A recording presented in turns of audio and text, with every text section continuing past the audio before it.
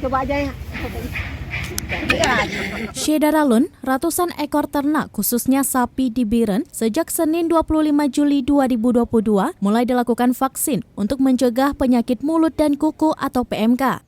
Selain penyuntikan vaksin, hewan-hewan ternak juga disuntikkan vitamin.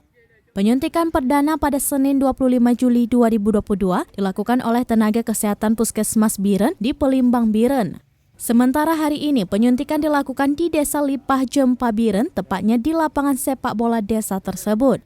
Para pemilik hewan membawa sapinya ke lokasi tersebut untuk disuntik tim vaksinasi dari Dinas Peternakan dan Kesehatan Hewan bersama petugas kesehatan hewan.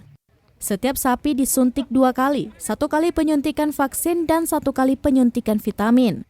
Setelah disuntik diberi tanda khusus pada leher di mana lembu tersebut sudah mendapat suntikan vaksin mencegah PMK. Penyuntikan dilakukan pada bagian leher atas untuk vaksin, sementara penyuntikan vitamin dilakukan pada bagian tubuh bagian belakang. Penyuntikan vaksin dihadiri unsur Polres Biren, anggota Koramil Jempa, perangkat desa dan juga mahasiswa Uniki Biren.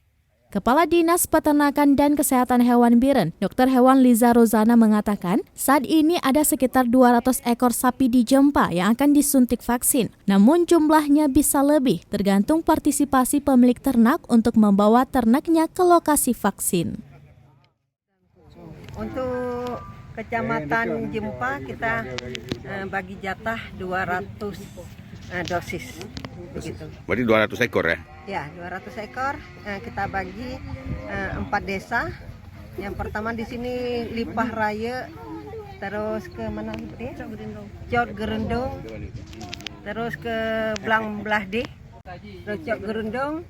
Dari Biren, Yusmandin Idris, Serambian TV.